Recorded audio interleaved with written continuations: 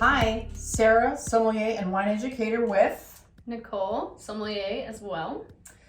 We get asked questions all the time from our customers and guests and students.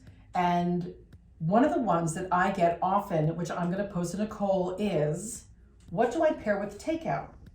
Oh, how fun. I think it depends on the takeout. Yeah, because we can go highbrow or we can go lowbrow. Let's do it. Okay, Chinese food. Highbrow and lowbrow, let's do it. Although I would almost consider Chinese food highbrow. I was going wine for highbrow, lowbrow. Okay. So for Chinese, Yes, Chinese. Like classic Szechuan Chinese. Yeah, that has spice. You're gonna want something that has maybe like a kiss of residual sugar to like calmate that spiciness, or maybe something that has like texture just to break that up. I love champagne actually with Chinese food because it can be, you can get that like sesame oil and that nuttiness, and like if you are doing Sichuan Chinese, then it does have that heat, and the texture of the bubbles kind of breaks it up a little bit. That's so nice. Yeah, it's good. What about Italian pizza? Pizza. Embedded in my mind forever is Krugen pizza.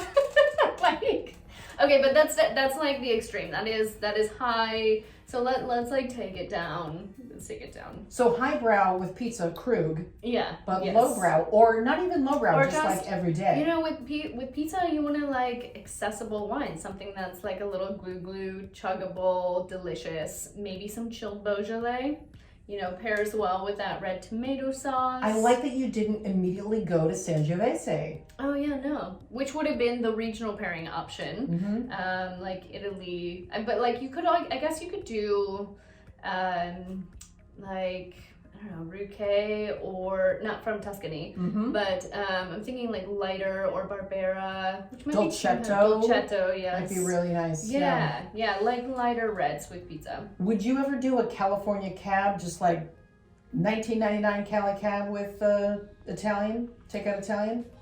Only because I want to drink 1999 California cab.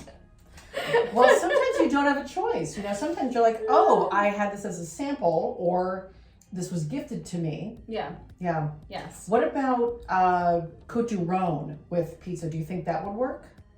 Yeah, I think it could. It's not like, it wouldn't be like my go-to pairing, because I think Côte du Rhône's it's a warmer area. It's gonna accumulate more sugar, more alcohol, and you know, when you're eating pizza, you just want it to be easy, you know? Yeah. Easy, What about comfortable. Japanese? Oh, yeah. But which kind of Japanese? Are we talking like sushi, or are we talking like... Sushi. Like, let's say you are at Whole Foods and you're like, I'm gonna have some sushi tonight. But I'm not gonna order out. I'm gonna get it at Whole Foods. I'm definitely... And bring it home. I've bought some deli sushi in my life. I have no problem doing it problem. if it looks and smells fresh. Yes, yeah. It sounds like you have a pairing in mind yourself. Like, what have you done in the past? Champagne! Yes, always. Always champagne. But truly, you can do any grape that grows on the seaside. Albarino, I think, is great with sushi. Yeah. Dry Riesling, even though it's not on the ocean or on the water, as it were, or on the sea, that can be really great. You can do Italian varietals like Caricante from Sicily, Verdicchio. You could eat, maybe not Vernaccia, but Verdicchio I think would be good. Fiano, Greco, anything that's coastal and has a wonderful salinity to it, I think would be great. Muscadet, also very good. And if you're a Sauvignon Blanc fan, Loire Valley Sauvignon Blanc all day with deli sushi or Whole Foods sushi. That makes so much sense. Yeah. I love that.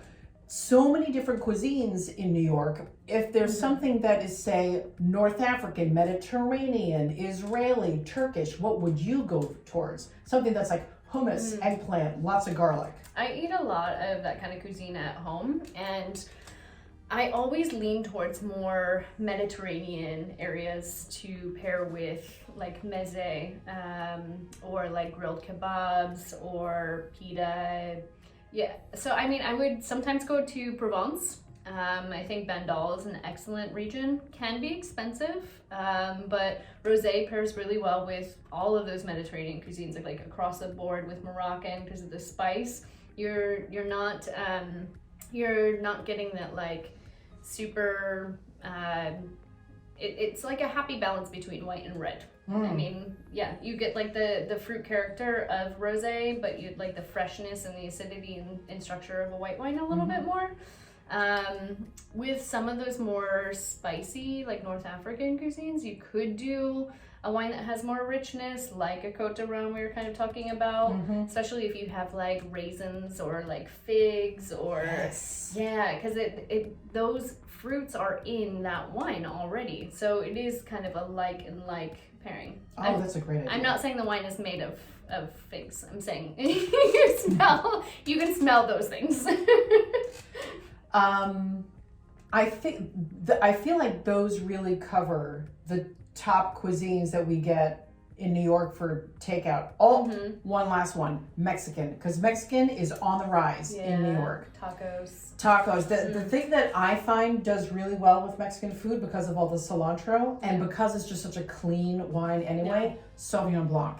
And those can be cheap and cheerful, chuggable, and just a really uncomplicated pairing with foods that have spice but also lift and acidity from cilantro and lime juice and lime zest.